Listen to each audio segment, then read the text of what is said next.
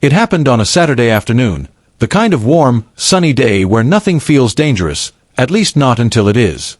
My daughter, Lena, had gone out with her boyfriend, Ethan, a quiet kid who worked part-time at a garage and treated her with genuine care. I liked him. He wasn't loud or cocky. He had that respectful nervousness around me that most fathers appreciate in a boy dating their daughter. They'd gone downtown for ice cream and a movie. I didn't think much of it, until my phone rang 2 hours later. Lena's voice was trembling. "Dad," she said, her breath shaking, "they're hurting him. Please, come quick." My stomach dropped. She told me where they were, a small parking lot behind an old diner off the main street. I grabbed my truck keys and drove like my life depended on it. When I arrived, the scene looked like something out of a nightmare. A group of bikers, about 5 of them, were circling Ethan. Their leather vests bore a red skull emblem. One of them was shouting, "You scratched my bike, punk!"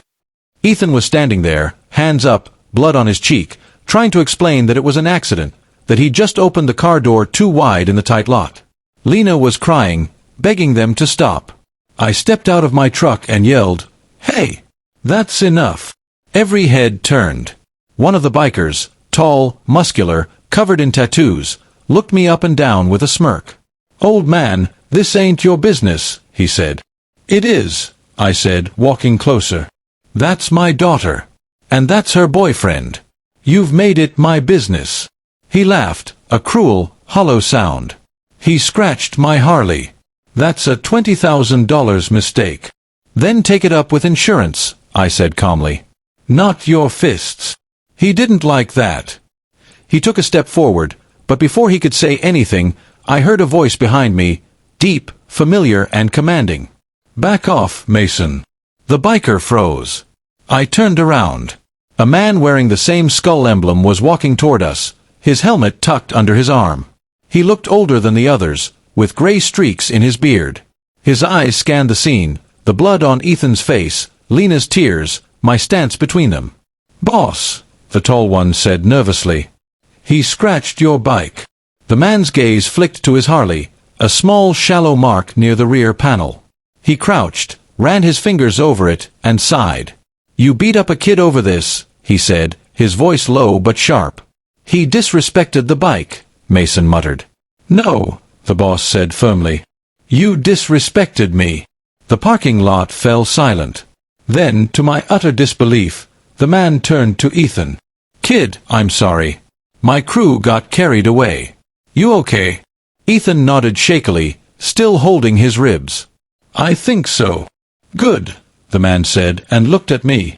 "Sir, I'm sorry for the trouble. You've got my word, this won't happen again." He glared at his men. "Apologize."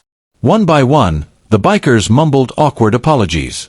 Mason, the biggest of them, looked like he wanted to disappear. Then something unexpected happened. The boss looked at Lena. "You're his girlfriend?" She nodded slowly, clutching Ethan's arm.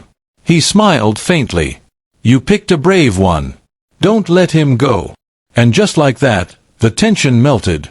He told one of his men to get Ethan some water and a clean rag from the diner. I stood there in stunned silence, trying to process how fast things had flipped. Before leaving, the boss came up to me. "You're a calm man," he said. "Didn't yell, didn't pull a weapon.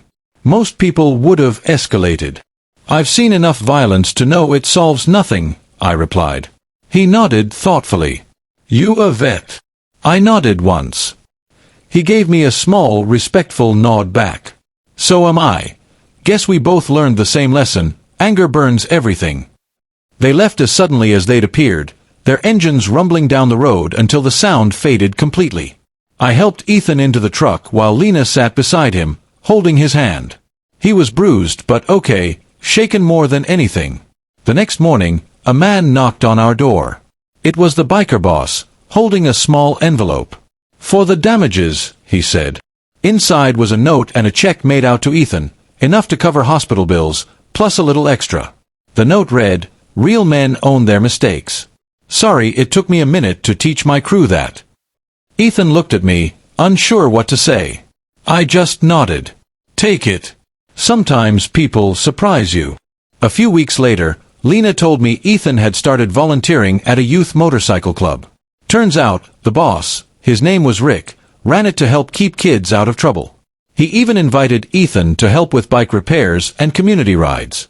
What started as a violent misunderstanding turned into something completely different, a strange kind of friendship between two men who'd started on opposite sides of a fight. And every now and then, when I see that same group of bikers riding through town, they slow down near my street. Rick lifts 2 fingers in a silent salute, a reminder that sometimes, even the toughest people can change when they're met with calm instead of chaos.